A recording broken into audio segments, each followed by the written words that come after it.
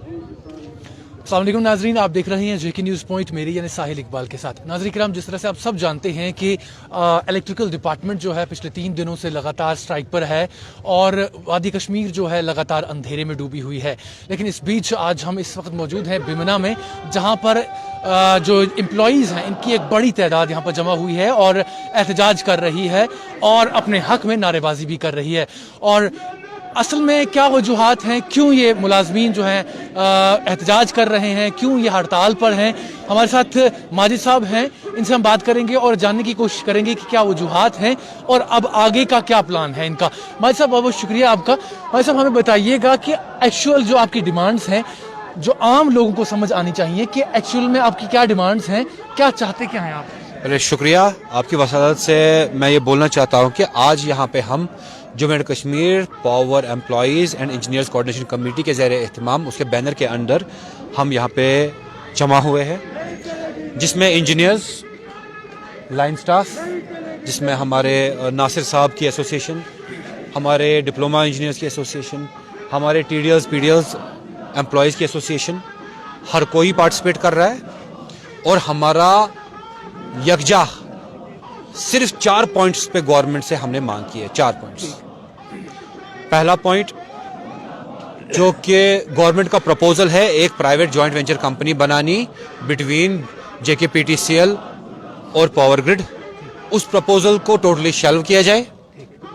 दूसरा, जो 2019 में गवर्नमेंट ने हमसे वादे किए at the time of conversion from department to corporation, SO 109 जो गवर्नमेंट का ऑर्डर है, उसमें टीडीएल्स पीडीएल्स उनकी रेगुलराइजेशन, हमारे नॉन डेस्क स्टाफ की डीपीसीज, हमारे इंजीनियर्स की रेगुलराइजेशन और बहुत सारे मुतालबात हमारे प्रोमिसेस थे उसमें, उनकी इम्प्लीमेंटेशन। हम नया ऑर्डर नहीं चाहते हैं, उनकी इम्प्लीमेंटेशन चाहते हैं।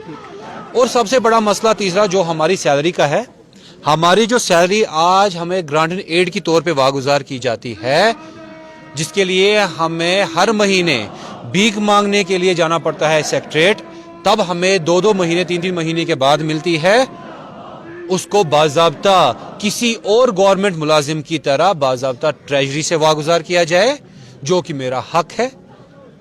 और चौथा, जो CVPPL में हमारे employees, Chenab valley power project भी एक जॉइंट वेंचर था पावर डिपार्टमेंट और NHPC के दरमियान, जिसमें हम 50% के हकदार हैं, जिसमें 281 मुलाजिमों के बदले जम्मू और कश्मीर रियासत के सिर्फ 9 मुलाजिम काम कर रहे हैं। इस पे एक वाइट पेपर जारी किया जाए कि ऐसा सोतेला व्यवहार हमारे रियासत के बंदों के साथ क्यों किया जा रहा है। यही 4 डिमांड्स हमारी टोटल है। तो आप 3 दिन से, आज तीसरा दिन है गालिबन, आप 3 दिन से हड़ताल पर हैं और इससे पहले भी आपने कहा हुआ था कि अगर इतने दिनों के अंदर अंदर आपकी डिमांड्स नहीं मानी गई तो आप इनडेफिनेट हड़ताल पर चले जाएंगे। तो आपकी डिमांड्स नहीं सुनेगी, आप 3 दिन से लगातार यहाँ पर बैठे हैं। क्या एडमिनिस्ट्रेशन में से कोई आपके पास आया या आपकी जो मुश्किलात हैं उनका अजाला करने के लिए बात की आपसे अभी तक? देखिए, पिछले 2 साल से हम हर किसी पीसफुल मीन्स से गवर्नमेंट को आगाह करते आए हैं, be it be print media, electronic media, newspapers, written representations. हमने गवर्नमेंट को आगाह किया अपने इश्यूज़ के बारे में, गवर्नमेंट टस से मस नहीं हुई। उसके बाद हमने बाज़ाब्ता 1 हफ्ते का नोटिस पीरियड दिया गवर्नमेंट को, मेमोरेंडम पेश किया कि जनाब हमारी ये प्रॉब्लम्स है, इनका इजाला किया जाए, हमारे साथ बातचीत की जाए, एक रिटन एश्योरेंस हमें दे दे कॉम्पिटेंट अथॉरिटी से कि टाइम बाउंड मैनर में हमारी प्रॉब्लम्स का इजाला किया जाएगा। उसके बाद भी जब तक हम यहाँ पे स्ट्राइक पे नहीं बैठे, तब तक हमारे पास कोई बातचीत के लिए सामने नहीं आया। अब कल हमारे MD साहब, जो कि हमारे कॉरपोरेशन के हेड है, मैं एक गवर्नमेंट मुलाजिम हूं, जिसकी गारंटी खुद गवर्नमेंट हमें देता है SO 109 में, मेरे सामने बाज़ाब्ता एडमिनिस्ट्रेटिव हेड, एडमिनिस्ट्रेटिव डिपार्टमेंट का ही कोई कॉम्पिटेंट अथॉरिटी आनी चाहिए बात करने के लिए। A person who is not competent enough to issue any orders, how can I take that order from him? We only wish that a competent authority who is competent enough to issue an order should come to us on table and issue an speaking order जहां पे हम नहीं चाहते कि हम चांद और तारे नहीं मांग रहे, हम कोई एक्स्ट्रा तनख्वाह नहीं मांग रहे, हम एक भी एक्स्ट्रा पैसा नहीं मांग रहे हैं, हम कोई एक्स्ट्रा प्रमोशन नहीं मांग रहे हैं, हम अपनी हार्ड अर्न सैलरी उसी तरीके से जैसे किसी और मुलाजिम को मिलती है वैसे मांग रहे हैं। ये देने में अगर गवर्नमेंट को कोई प्रॉब्लम है तो मेरा डेमोक्रेटिक राइट है कि मैं एजुटेट करूं। हमारे साहब, जिस तरह से आपने कहा कि एक कॉम्पिटेंट अथॉरिटी होनी चाहिए जो आपके पास आए और आपकी मुश्किलात का अजाला करे, लेकिन वहीं हम देख रहे हैं कि कल से जो सरकार है, जम्मू की बात करें तो जम्मू में जो ड्यूकाम है उन्होंने मुलाजमीन से कहा था कि आप अपनी हड़ताल जो है वापस लें, और उसके बाद हमने शाम को देखा कि किस तरह से आर्मी जो है वहाँ पर असिस्ट कर रही है जगह जगह पर, जो बिजली डिपार्टमेंट्स है वहाँ पर जाकर।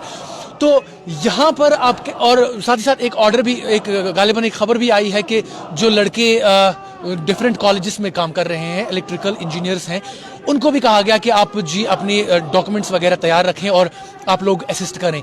तो बनिस्बत ये कि आपकी मांगें सुनी जाती, उनका अजाला किया जाता, गवर्नमेंट एक और जमात को तैयार कर रही है, क्या इस जमात को यहीं छोड़कर उस जमात को तैयार किया जा रहा है? इस पर आपका क्या टेक है? देखिए, मेरा जो TDL PDL 20 साल से डिपार्टमेंट में काम कर रहा है, जिसने अपना खून दिया है डिपार्टमेंट को, 60 जाने दी है उसने, 20 साल से गवर्नमेंट ने उसको मुस्तकिल नहीं किया।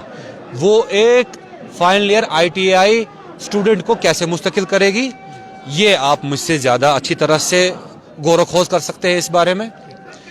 हमारी जिनकी 2019 में DPCs कन्वीन हुई, उसका एक फॉर्मल ऑर्डर इशू नहीं कर रही है, तो फिर उनकी जो नए स्टूडेंट्स हैं जो अभी फाइनल ईयर में पढ़ ही रहे हैं, उनके फॉर्मल ऑर्डर्स कैसे इशू करेंगी, तब तो आप भी समझ सकते हैं कि हमारे साथ कैसा सौतेला व्यवहार किया जा रहा है।